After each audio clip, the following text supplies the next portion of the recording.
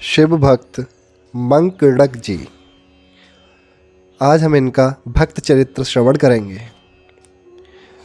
पुण्य सलिला सरस्वती नदी के किनारे एक परम तपस्वी मंकड़क नाम के ब्राह्मण रहते थे। एक दिन की बात है, अपने नित्य नैमित्तिक कर्म के लिए कुश लाते समय कुश की नोक उनके हाथ में गड़ गई। उनके हाथ से खून बहने लगा। उसे देखकर उन्हें इतनी प्रसन्नता हुई कि वे हर्षावेश में नाचने लगे। उनकी तपस्या के प्रभाव से प्रभावित होने के कारण स्थावर जंगम संपूर्ण जगत ही उनके नृत्य की गति में गति मिलाकर नृत्य करने लगा। उनके तेज से सभी मोहित हो गए। उस समय इंद्रादि देवगण एवं तपोधन ऋषियों ने मिलकर ब्रह्मा से प्रार्थना की कि आप ऐसा उपाय करें कि इनका नृत्य बंद हो जाए।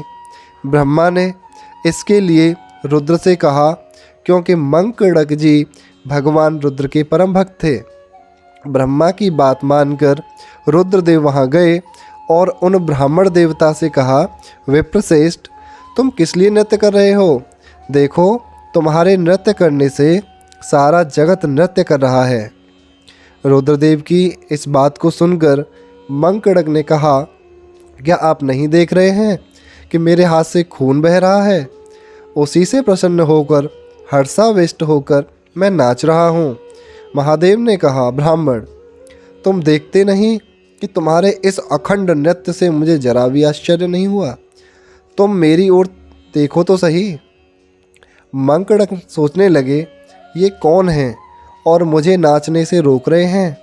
उस समय महादेव ने अपनी उंगलियों के अग्रभाग से उनके अंगूठे को दबाया और उससे उसी समय बर्फ के समान श्वेत वर्ण का भस्म निकलने लगा। यह देखकर उन ब्राह्मण देवता को बड़ी लज्जा आई और वे घबराकर महादेव के चरणों में गिर पड़े। उनके मुंह से बरबस ये शब्द निकल पड़े, प्रभो, आपसे बढ़कर और कोई देवता है ही नहीं। सारे जगत के आधार आप ही हैं। आप ही इस सृष्टि की स्थिति और प्रलय करते हैं।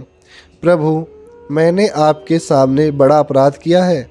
मुझसे अनजाने में आपका बड़ा अपमान हो गया। मुझ बालक की चूक पर दृष्टि न डालिए। क्षमा कीजिए, क्षमा कीजिए। भगवान शंकर ने बड़ी प्रसन्नता से कहा, ब्राह्मण देव, इसमें अपराध की क्या बात है? आवेश के कारण तुम नाच रहे थे।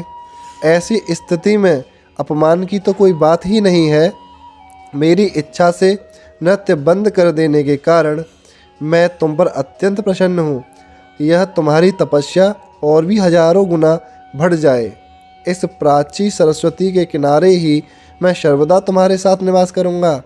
इतना कहकर शंकर ने सरस्वती नदी की और भी महिमा बतलाई तथा ब्राह्मण मंकड़क पर महान भक्त वत्सलता प्रकट करके आशुतोष भगवान शंकर उन्हीं के साथ वहीं निवास करने लगे।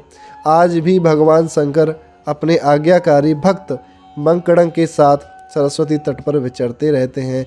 बोलो भक्त वत्सल भगवान की जय। बोलो शंकर भगवान की जय।